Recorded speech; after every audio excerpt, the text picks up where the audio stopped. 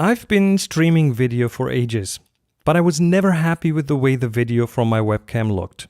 So I went on a bit of an odyssey to finally get to a setup with a decent camera, a decent sensor, decent bokeh, and really good video quality, all for under $500. This is Tips from the Top Floor, episode 807 for Thursday, January the 18th, 2018. Tips from the top floor, tips from the top, alright, from the top floor. Hey, how's everyone doing? This is Chris, and you're listening to Tips from the Top Floor.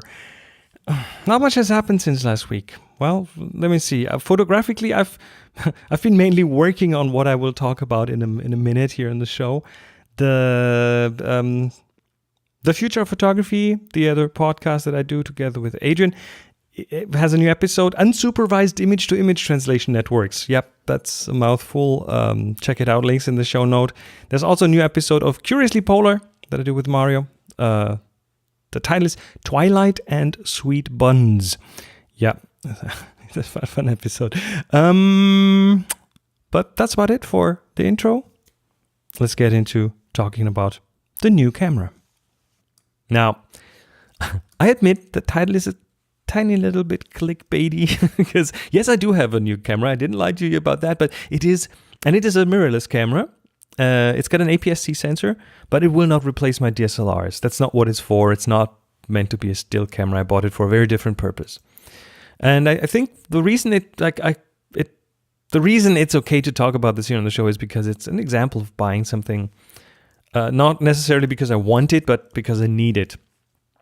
Okay, that's partially. Let me take this partially back. It's a combination of want and need, and I'll get into this now. I needed a webcam. I already do have a webcam. If you've ever watched the Tech Guy radio show, you know I have one, and it looks decent. The picture is okay. It's a Logitech 910. It's probably 7 years old or something. The picture looks okay, but there's clearly some room for improvement. The sensor size isn't there, and lots of stuff. So I was for the longest time looking for a better version of that, a camera that could stream, that would not break the bank. That was a criterion here. And a camera that had the kind of look that I was going for.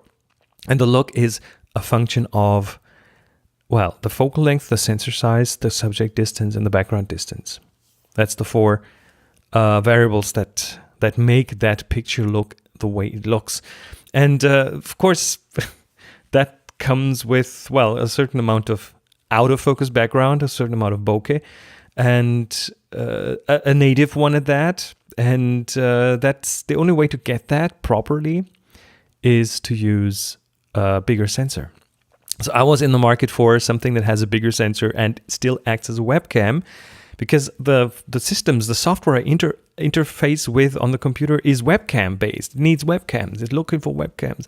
And this, the webcam, there's a protocol, I think it's called UVC, and webcams speak that protocol, and the software on the computer expects that protocol. And so just hooking up any camera to the computer needs some additional work. So I was looking for that kind of a camera.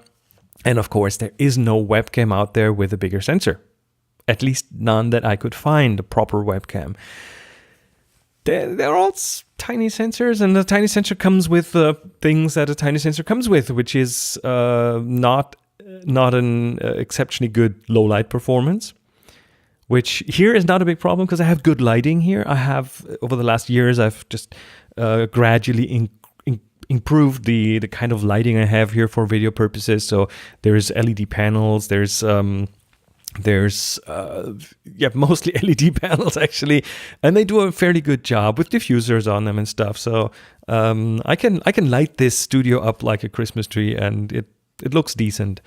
That's the one thing. The second thing is the small sensors just don't do the right kind of depth of field that I need. So I was looking for something with a bigger sensor, and the problems to solve there are, okay, a camera with a bigger sensor, the only way to get that into the computer is through their HDMI output.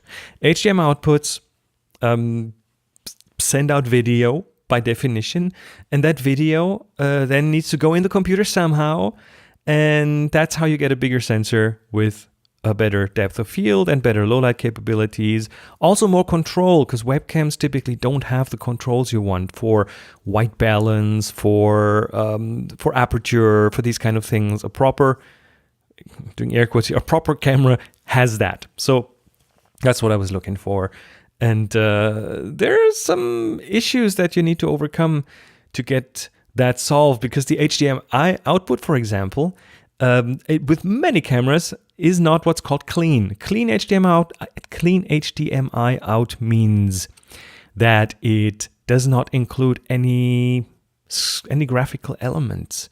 Very often you have a camera, you plug it in, and you get some, like a recording red dot blinking and a battery symbol and stuff like that. You can't have that on a streaming camera. So that's one thing. The camera has to supply a clean HDMI output, also not a downsized one.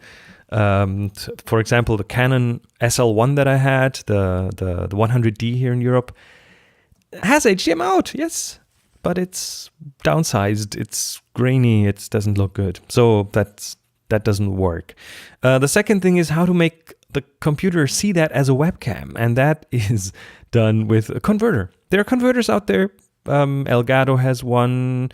There are like 3 or 4 other ones on the market that do that. They take HDMI and they present that to the computer as a webcam. So that is the second thing to solve. Then, of course, the choice of camera. What sensor size do I need? The tiny webcam sensors don't cut it. So the next thing up that I think would make sense would be a Micro Four Thirds or an APS-C or even a full frame sensor. Now, keep in mind, one of my goals here is to keep the price in check, to not break the bank. So full frame, probably not. Micro Four Thirds, maybe closer. APS-C, definitely also possible. So I looked into different things and I ran into a few roadblocks. Roadblock number 1 was, okay, I do have a couple of really good DSLRs. They also do really good HDMI out. One is the Canon 5D Mark IV, full frame. It's my workhorse. I love the camera. And the HDMI doesn't stay on. You get it to supply clean HDMI, but the camera tries to protect its sensor, goes into shutdown. Even if you disable all the shutdowns and everything, on live view, during recording, it shuts down after, well, an arbitrary amount of time, sometimes 5 minutes, 10 minutes, 20 minutes, 30 minutes, but it doesn't stay on reliably. And the one thing I couldn't have is in the middle of a live stream to have the camera go click. It's just not working. The other problem there is if you have to enable recording mode for that, in Europe, most of these cameras are limited to 29 minutes and 59 seconds of recording, and that is for tax reasons, because if they record longer, there's an additional cost involved, which makes it more expensive. Yeah, European laws can be really stupid. So the 5D Mark IV is not in the race anymore. The 7D Mark II, not in the race anymore. Took me some experimentation because there is not a lot of information out there. So those two do not cut it. Another area, the thing that I explored was HDV cameras, like camcorders that they used to write to tapes. Now they do to memory cards. The one I tried was a Canon Vixia HG, whichever. One of these camcorders that produce a decent picture. They have HDMI output per standard and it works and it doesn't shut off. The problem with this is the sensor size is too small. So you do not get the kind of depth of field, or I didn't get the kind of depth of field that I wanted. Now that didn't work, so I had to look in a different area. Now, one of the things that these experiments gave me, an important piece of information, to get the kind of look I want, I would need, at least something like an APS-C sensor with a 20 millimeter focal length. 20 millimeters, the focal length on the sensor determines the angle of view, and my studio is built in a way that with 20 millimeter focal length on an APS-C, it would be just exactly the right angle of view to show exactly what I want. So the 20 millimeters APS-C, that was a step forward. That one took me like over a week to figure out. So with that information, I went online and I asked several people, and I got input from some people, and ended up with looking at Sony cameras, especially the Sony Alpha 6000 camera. And I didn't get one at that point. I was still doing my research. First question, of course, is can it keep the HDMI out in a clean fashion? And apparently, yep, that was possible. Then I figured out that the 5100 Sony Alpha 5100 would do that as well, and it's pretty much the same camera, just with a couple of differences, like it doesn't have a microphone input, and it doesn't have a viewfinder, just an LCD, which for my limited use case here, hey, doesn't matter to me. Doesn't matter to me at all. The audio comes into the camera or into the picture in a different way anyway, and the viewfinder, hey, doesn't matter to me. The interesting thing is with the Alpha 5100 is you can flip up the display 180 degrees so you can see yourself in the display and check if it looks good. So choice of camera almost settled at that point. Now I was also asking around for what lens would make sense, and ended up with a recommendation by someone for a Sigma 19 millimeter f2.8 lens. And the reason I ended up with the f2.8 lens was because I did one crucial bit of additional research, and that was going to dofsimulator.net, dofsimulator.net, which simulates a camera lens combination. It is I think it's an invaluable tool for this kind of research, because it let me choose everything pretty much. The kind of model, what do I want in the front of the camera? Man, woman, kids, what kind of background? You can choose if you want to have a building or a church or a landscape in the background. You can choose the sensor size or the camera model. So you can choose the camera model. In this case, the Sony cameras are in there. You can choose the kind of lens you want. You can choose at what aperture you want it, and the subject distance, the background distance. And this helped me determine what, and of course I entered the distances that I have here. So between the camera and myself, between the camera and the background, all this is crucial in determining that the way the picture looks and the amount of out of focus that the background has. So that's how I determined that 20 millimeter 20 millimeter 2.8 would be a good choice. And then I ended up going with a 19 millimeter because that was, well, close enough. So Sigma 19 2.8, Sony Alpha 5100. Problem solved. That's what I thought at that point.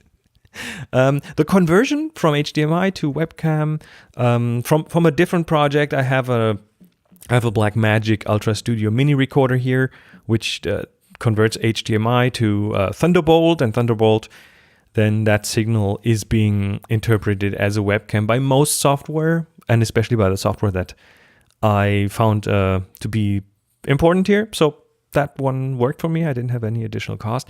The other reason why that camera and that lens were interesting is because they wouldn't break the bank. I got the Sony Alpha 5100 used, and it cost me 250 euros. So the cost was really way further down than I had expected. Same with the Sigma 19 2.8, 150 euros used, and that was all settled. So all problems solved? Not so much, because then the problems started, and I had to find workarounds. So first is the power supply. The camera, it doesn't come with a battery charger. It charges the battery in camera. So it has a USB port for charging, which is great. Well, yeah, yes, you can get an external charger, but you don't have to. And it's great to be able to do that. And that made me assume that that USB port is also it's possible to power the camera through the USB port. Nah, of course not. That would have been too easy. So the only way to properly solve that is to get what's called a battery coupler, which is a kind of a dummy battery. It looks like the battery, it has the contacts, but then on the other end, a cable comes out and that goes into a power supply, and that can directly power the camera. And then most cameras have, in the battery door, they have a little notch that you can then get this cable through. So this is a solvable problem. So that's not too hard. The other problem I ran into, and that's apparently a problem of the Sigma 19-2.8, which I did not anticipate and I didn't really find out about until I had the lens, was that in autofocus, at least some of those lenses can have a focus, jitter. It's like focus pumping, like tick, tick, tick, tick, tick. It's very, very quickly goes back and forth a tiny little bit. And you don't see this on the camera's display, but you see this on the bigger screen later. And it doesn't look nice. It's, the lens has a problem.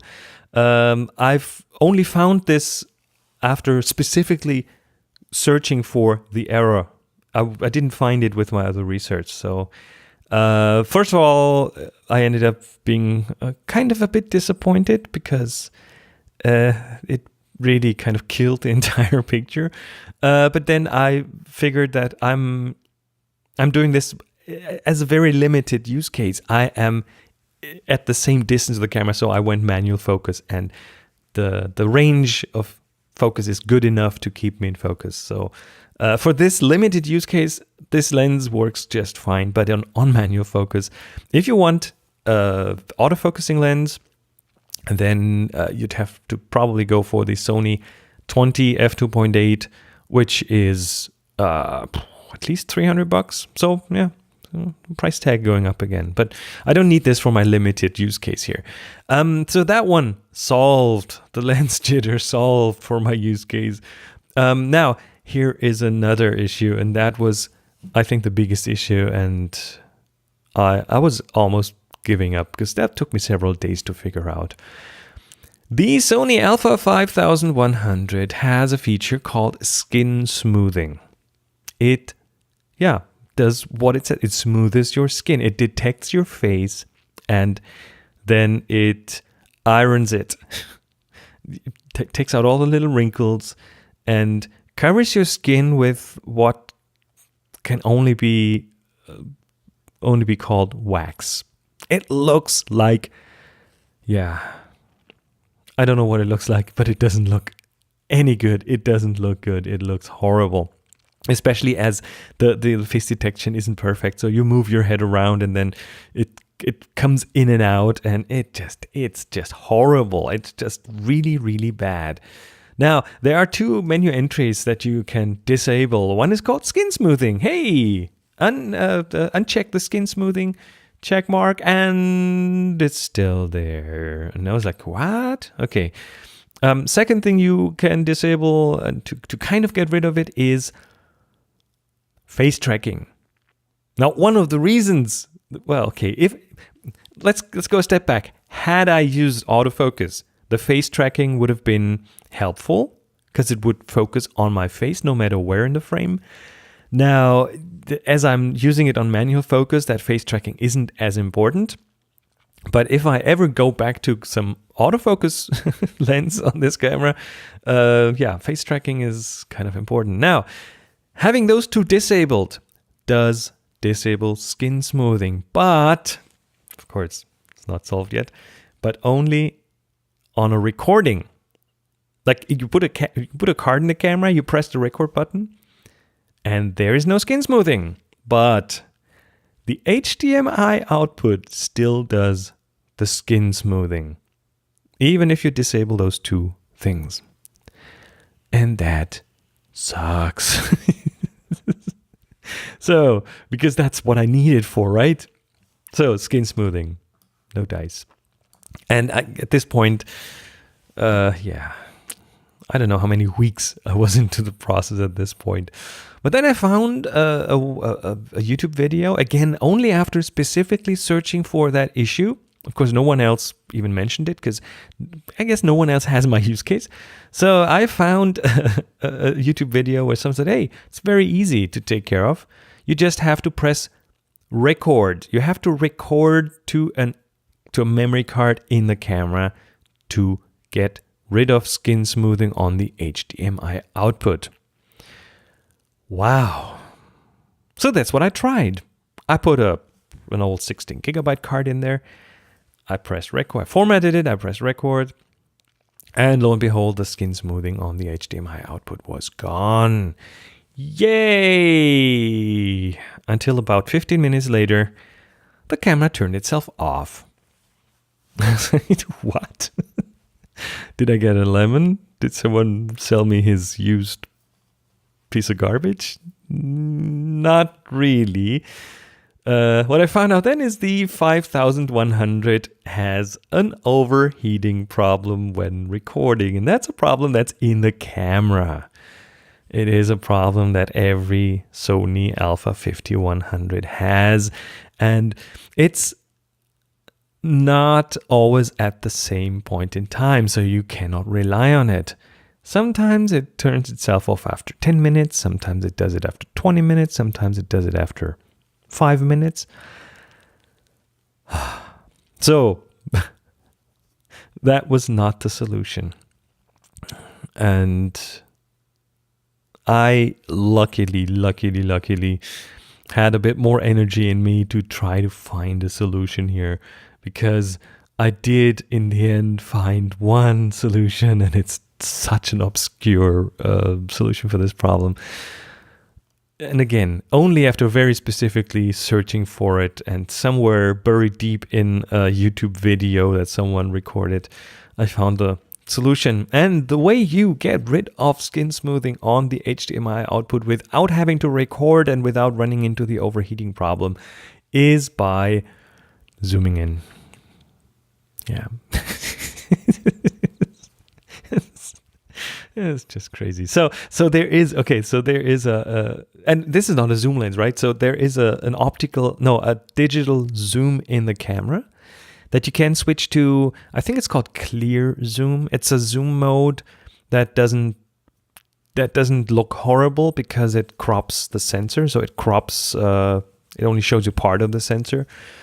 And if you zoom in just a tiny little bit, like almost imperceptible and perfectly fine with the focal length and the angle of view I have here. If you zoom in just a tiny little bit, then it turns off skin smoothing on the HDMI output. And my tests so far have shown that it will stay that way. It doesn't show on the HDMI output. It will stay on without overheating. There is no lens jitter because I'm on manual focus. I have this conquered.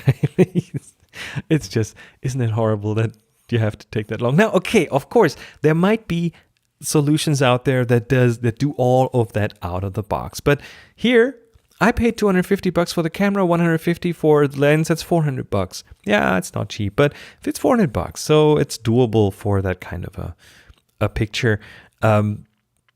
Has anyone else solved that problem anywhere near that price point? I'm not sure. I'm definitely sure there are solutions that do exactly what I want for a couple of $1,000. That shouldn't be a problem. But I didn't want to go that way. So this is what I found. And maybe it can help some of you avoid these kind of obstacles. Or maybe it can at least serve to remind us that sometimes sticking to it and fighting something through to the end is worth it. Don't give up too quickly. There might be a reward at the end.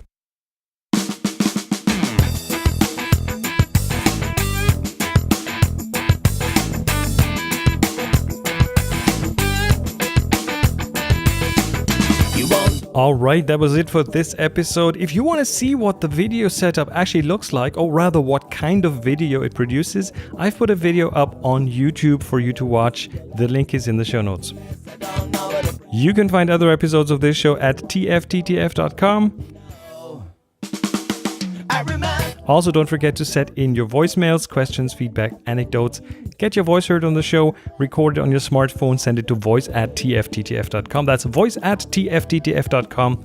I want to hear from you. Creating new episodes of this show every week takes time and effort, and I'm so happy about all of you who support the show. Join in to support Tips from the Top Floor at tfttf.com/support. Your help really makes a difference. tfttf.com/support. Music for the show by Jeff Smith, silent partner in Headspace Cogwood Publishing, and Slack Challenges by Release Pixie Matt Rafster Armstead. Slack Invitations by Chief Invitation Officer CIO Rusty Russ. My name is Chris Marquardt. Follow me on Facebook and on Twitter at Chris Marquardt. And of course, go out and take amazing photos, be nice to each other, and happy shooting.